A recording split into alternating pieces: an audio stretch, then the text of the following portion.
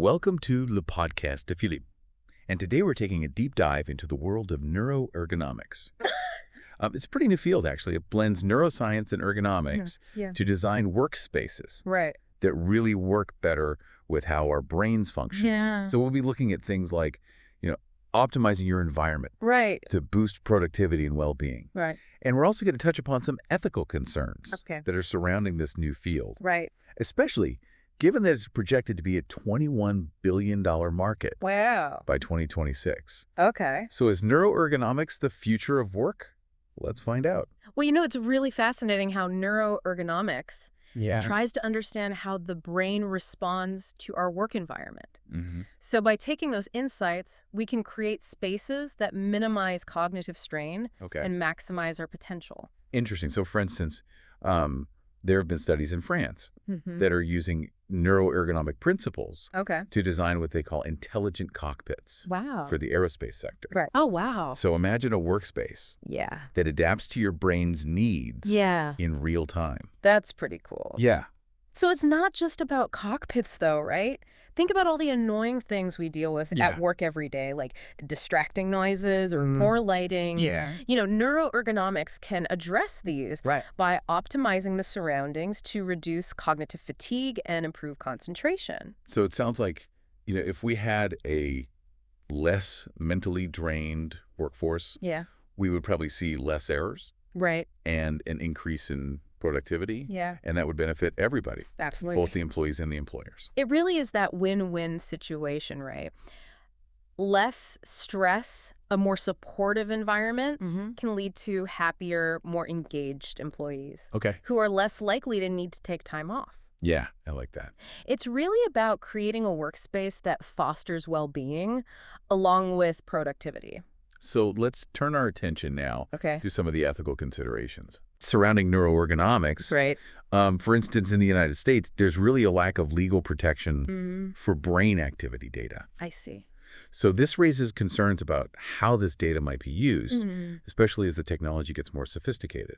Because without clear guidelines, there's a risk that this brain data could be collected and used in ways that individuals haven't consented to. And this is especially concerning because neurological information is very sensitive. It can reveal insights into our health and our cognitive states. It really begs the question, will neuroergonomics truly empower employees?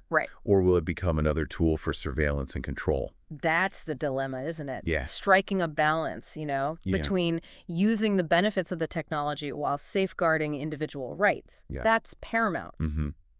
It seems like the potential for misuse is a real concern. It is. So what can we do to, address these ethical challenges and make sure that it's being used responsibly? Well, I think the key is transparency and, open communication.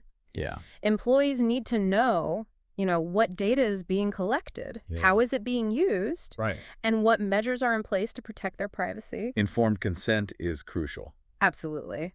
Especially when you're dealing with something as sensitive as brain data. And in addition to transparency, we need some legal frameworks. That specifically address the handling of brain data in the workplace.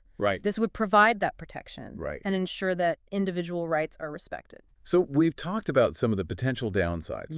But let's get back to some of the, practical applications. Besides optimizing lighting and noise, what are some other examples of how this technology can be used in the real world? Well, think about how frustrating it is. When you're trying to navigate a website that's poorly designed, neuroergonomics can actually help us design more intuitive interfaces that reduce cognitive load and make digital interactions smoother. So it's not just our physical workspaces. It's our digital tools and platforms as well. Exactly. Another really exciting application is neurofeedback.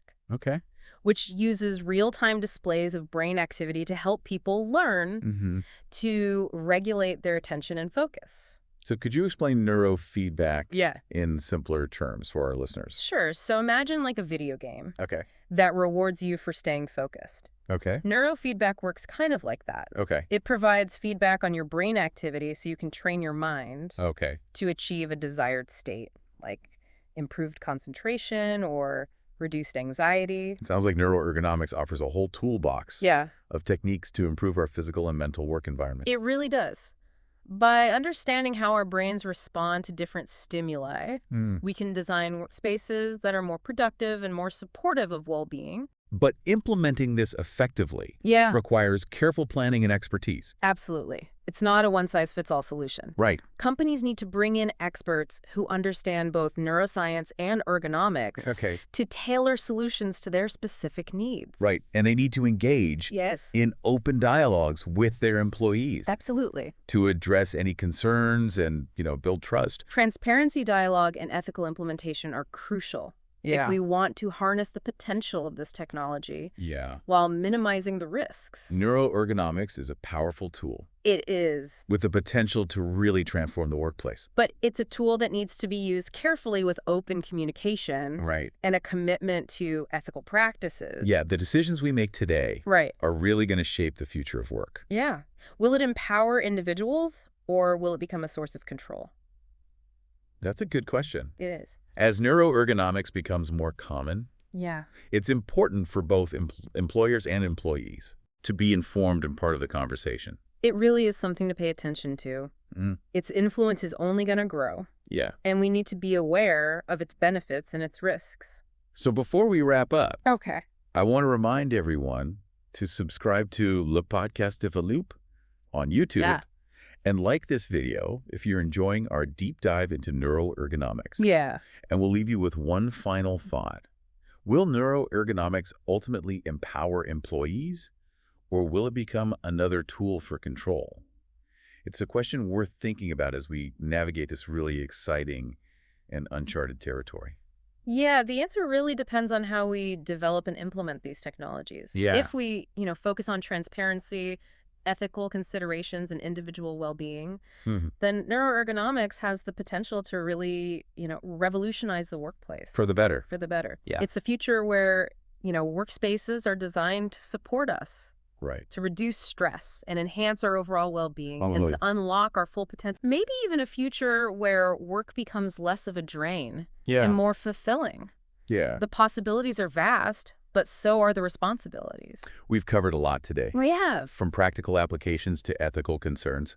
So thank you for sharing your expertise and insights. It's been a pleasure. Yeah, it's really important that we continue this conversation. Absolutely. As neuroergonomics evolves and its impact on our lives grows. As its impact grows. Yeah. We encourage all our listeners to stay informed. Ask questions. And be active participants in shaping the future of work.